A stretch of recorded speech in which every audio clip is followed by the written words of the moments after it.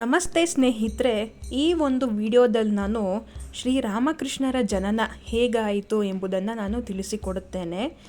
ಮತ್ತು ಖುದಿರಾಮರು ಅಂತ ಒಬ್ಬರಿರ್ತಾರೆ. ಅವರು ಬಂದು ಶ್ರೀರಾಮಕೃಷ್ಣ ಪರಮಹಂಸರ ತಂದೆ. ಅವರು ಒಮ್ಮೆ ಗಯೆ ಕ್ಷೇತ್ರಕ್ಕೆ ಹೋಗಿರ್ತಾರೆ ಪಿಂಡ ಪ್ರದಾನ ಮಾಡೋದಕ್ಕೆ. ಪ್ರತಿಯೊಬ್ಬ ಹಿಂದುವಿಗೂ ಗಯೆ ಒಂದು ಪವಿತ್ರವಾದ ತೀರ್ಥಸ್ಥಳ. ಇಲ್ಲಿ ವಿಷ್ಣುವಿನ ಪಾದವಿದೆ ಎಂದು ಜನ ನಂಬುತ್ತಾರೆ.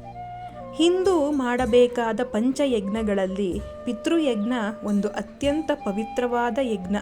ಅವರಿಗೆಲ್ಲ ಒಳ್ಳೆಯದಾಗಲೆಂದು ಗಯೆಯಲ್ಲಿ ಪ್ರಾರ್ಥಿಸಿದಾಗ ತನ್ನ ಕರ್ತವ್ಯವನ್ನು ಮಾಡಿದೆನೆಂದು ಖುದಿರಾಮರು ಸಂತೃಪ್ತಿಗೊಂಡರು.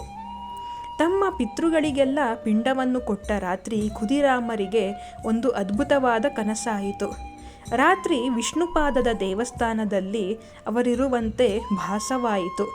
ದೇವಸ್ಥಾನದಲ್ಲಿ ಇವರ ಪಿತೃಗಳು ಇವರಿತ್ತ ಪಿಂಡವನ್ನು ಅತ್ಯಂತ ಸಂತೋಷದಿಂದ ತೆಗೆದುಕೊಳ್ಳುವುದನ್ನು ನೋಡಿದರು. ತಕ್ಷಣವೇ ಒಂದು ಅಪೂರ್ವ ಜ್ಯೋತಿ ಗರ್ಭಗುಡಿಯನ್ನೆಲ್ಲ ಆವರಿಸಿತು. ಅಲ್ಲಿ ಒಂದು ದಿವ್ಯ ಸಿಂಹಾಸನದ ಮೇಲೆ ಶ್ರೀ ವಿಷ್ಣು ಮಂಡಿಸಿರುವುದನ್ನು ಕಂಡರು. ಪಿತೃಗಳೆಲ್ಲ ಭಯಭಕ್ತಿಯಿಂದ ಅವನಿಗೆ ನಮಸ್ಕಾರ ಮಾಡಿದರು.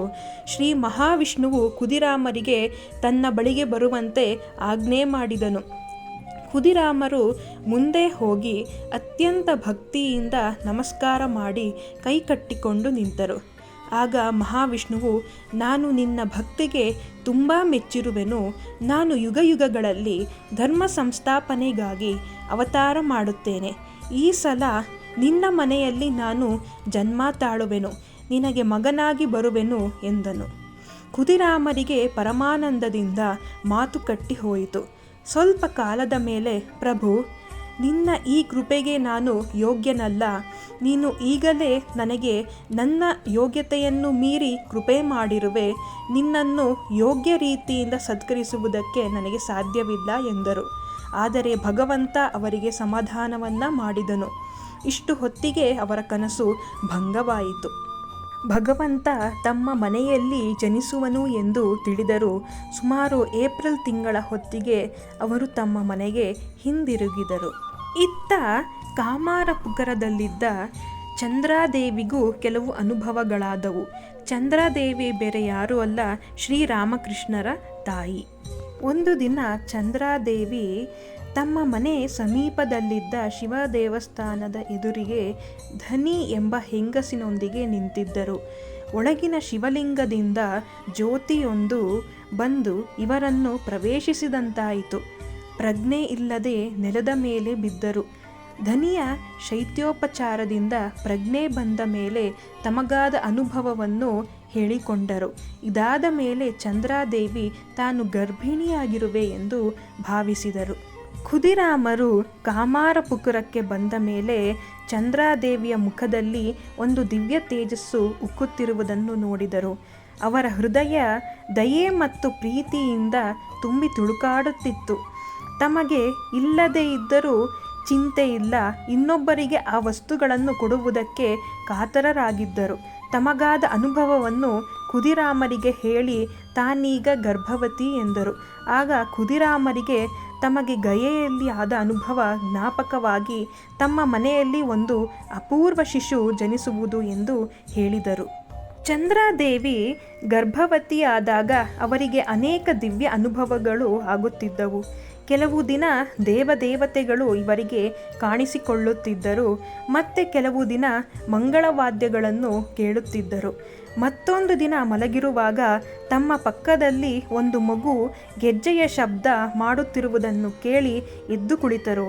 ಹಲವು ವೇಳೆ ಅದೃಶ್ಯರಾದ ಯಾರೊಂದಿಗೂ ಮಾತನಾಡುತ್ತಿರುವಂತೆ ತೋರುತ್ತಿತ್ತು. ಹೀಗೆ ಚಂದ್ರಮಣಿ ದೇವಿ ತನಗಾಗುವ ಅನುಭವಗಳನ್ನು ಖುದಿರಾಮರಿಗೆ ಹೇಳುವರು. ಒಂದು ಅಸಾಧಾರಣ ಶಿಶು ಜಗತ್ತಿಗೆ ಕಾಲಿಡುತ್ತಿರುವಾಗ ಯಾರು ಅದನ್ನು ಪೋಷಿಸುತ್ತಿರುವರೋ ಅವರಿಗೆ ಕೆಲವು ಅತೀಂದ್ರಿಯ ಅನುಭವಗಳಾಗುವುದರಲ್ಲಿ ಸಂದೇಹವಿಲ್ಲ. ಶ್ರೀರಾಮಕೃಷ್ಣರ ಜೀವನ ಒಂದು ಅತೀಂದ್ರಿಯ ಅನುಭವಗಳ ಸಂತೆ ಎನ್ನಬಹುದು. ಸಾಧಾರಣ ಮರ್ತ್ಯರಿಗೆ ಕಾಣುವುದೆಲ್ಲ ಅವರಿಗೆ ಕಾಣುತ್ತಿತ್ತು. ಅವರ ಸೂಕ್ಷ್ಮ ಮನಸ್ಸು ಸೂಕ್ಷ್ಮ ಅನುಭವಗಳನ್ನು ಸ್ವೀಕರಿಸುವ ಸ್ಥಿತಿಯಲ್ಲಿತ್ತು. ಪ್ರಸವ ಕಾಲ ಸಮೀಪಿಸಿದಾಗ ಚಂದ್ರಮಣಿ ಶ್ರೀರಾಮನಿಗೆ ನೈವೇದ್ಯಕ್ಕಾಗಿ ಅಡುಗೆಯನ್ನು ಮಾಡುತ್ತಿದ್ದರು. ತಮ್ಮ ಮನಸ್ಸಿನಲ್ಲಿ ಅಂದು ದಿವ್ಯ ಆನಂದ. ಆದರೆ ದೇಹ ದುರ್ಬಲವಾಗಿದೆ. ಒಂದು ವೇಳೆ ಹಿಂದೆ ಹೆರಿಗೆ ಆದರೆ ಮನೆಯಲ್ಲಿ ಹೆಂಗಸರು ಯಾರೂ ಇಲ್ಲ, ದೇವರಿಗೆ ನೈವೇದ್ಯ ಮಾಡಲಿಕ್ಕೆ ಆಗುವುದಿಲ್ಲವಲ್ಲ ಎಂಬ ಕಳವಳವನ್ನು ಖುದಿರಾಮರ ಎದುರಿಗೆ ವ್ಯಕ್ತಪಡಿಸಿದರು. ಆದರೆ ಖುದಿರಾಮರು ಸಮಾಧಾನ ಮಾಡಿದರು. ನಿನ್ನ ಗರ್ಭದಲ್ಲಿರುವವನು ದೇವರ ಕೆಲಸಕ್ಕೆ ಆತಂಕ ತರುವವನಲ್ಲ. ಈ ದಿನ ಆ ಕೆಲಸವನ್ನು ನೀನೇ ಮಾಡು. ನಾಳೆಯಿಂದ ಅದಕ್ಕೆ ಬೇರೆ ಏರ್ಪಾಡು ಮಾಡಿರುವೆ. ಧನಿ ಇಂದಿನ ರಾತ್ರಿಯಿಂದಲೇ ಇಲ್ಲಿ ಮಲಗುತ್ತಾಳೆ ಎಂದರು. ಧನಿ ಒಬ್ಬಳು ಕಮ್ಮಾರ ಹೆಂಗಸು. ಆಕೆ ಚಂದ್ರಮಣಿ ದೇವಿಯ ಮನೆಯ ಸಮೀಪದ ಹತ್ತಿರವೇ ಇರುತ್ತಾಳೆ. ಇತ್ತ ಶ್ರೀರಾಮಚಂದ್ರನಿಗೆ ನೈವೇದ್ಯವಾಯಿತು. ಹಾಗೆಯೇ ಶೀತಲಾದೇವಿಗೂ ಅಷ್ಟೇ ಸಂಜೆ ಸೇವಾ ಕಾರ್ಯಗಳು ನಿರ್ವಿಘ್ನವಾಗಿ ಜರುಗಿದವು. ರಾತ್ರಿ ಊಟವಾದ ಮೇಲೆ ಖುದಿರಾಮರು ಮತ್ತು ರಾಮಕುಮಾರ ಮಲಗಿಕೊಳ್ಳುವುದಕ್ಕೆ ಹೋದರು. ಧನಿಯು ಚಂದ್ರಾದೇವಿ ಜೊತೆಯಲ್ಲಿ ಕೋಣೆಯಲ್ಲಿ ಮಲಗಿದಳು. ಶ್ರೀ ರಾಮದೇವರ ಕೋಣೆಯಲ್ಲದೆ ಮನೆಯಲ್ಲಿ ಇನ್ನೆರಡು ಹುಲ್ಲು ಚಾವಣಿಯ ಕೊಠಡಿಗಳು ಮತ್ತು ಅಡುಗೆ ಕೋಣೆಯೂ ಇದ್ದವು. ಮತ್ತೊಂದು ಸಣ್ಣ ಹುಲ್ಲು ಚಾವಣಿಯ ಕೋಣೆಯಲ್ಲಿ ಒಂದು ಭತ್ತ ಕುಟ್ಟುವ ಯಾತವಿತ್ತು. ಸಮೀಪದಲ್ಲಿ ಭತ್ತವನ್ನು ಬೇಯಿಸುವುದಕ್ಕೆ ಒಂದು ಒಲೆಯಿತ್ತು. ಆ ಕೋಣೆಯೇ ಚಂದ್ರಾದೇವಿಯ ಸೂತಿಕಾ ಗೃಹವಾಯಿತು.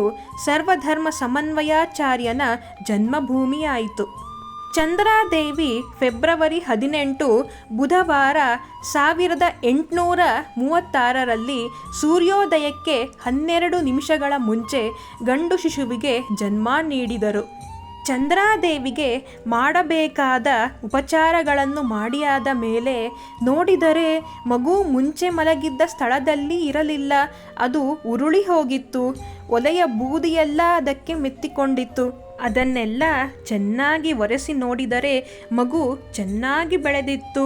ಸುಮಾರು 6 ತಿಂಗಳಿನಷ್ಟು ದೊಡ್ಡದಾದಂತಿತ್ತು. ಸ್ವಲ್ಪವೂ ಅಳಲಿಲ್ಲ.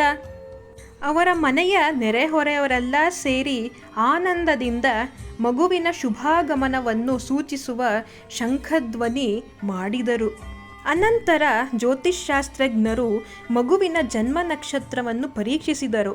ಅವರು ಹೀಗೆ ಹೇಳಿದರು: ಅಂತಹ ವ್ಯಕ್ತಿ ಧರ್ಮಜ್ಞನೂ ಮಾನನೀಯನೂ ಆಗುತ್ತಾನೆ. ಯಾವಾಗಲೂ ಪುಣ್ಯಕರ್ಮಗಳಲ್ಲಿ ನಿರತನಾಗಿರುತ್ತಾನೆ. ಬಹುಮಂದಿ ಶಿಷ್ಯರಿಂದ ಪರಿವೃತನಾಗಿ ನಾರಾಯಣಾಂಶ ಸಂಭೂತನಾದ ಮಹಾಪುರುಷನೆಂದು ಜಗತ್ತಿನಲ್ಲಿ ಖ್ಯಾತಿಯನ್ನು ಪಡೆದು ಸರ್ವತ್ರ ಸಕಲರಿಂದಲೂ ಪೂಜಿತನಾಗುತ್ತಾನೆ. ಖುದಿರಾಮರಿಗೆ ಗಯೆಯಲ್ಲಿ ತಮಗಾದ ಅನುಭವ ಜ್ಞಾಪಕವಾಯಿತು. ಗಯೆಯ ಜ್ಞಾಪಕಾರ್ಥವಾಗಿ ಮಗುವಿಗೆ ಗದಾಧರ ಎಂದು ನಾಮಕರಣ ಮಾಡಿದರು. ಹೀಗೆ ಶ್ರೀರಾಮಕೃಷ್ಣರ ಜನನವಾಯಿತು. ಇದು ಅವರ ಜನನದ ಕಥೆ.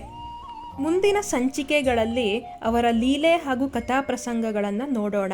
ಹರಿ ಓಂ ತತ್ಸತ್.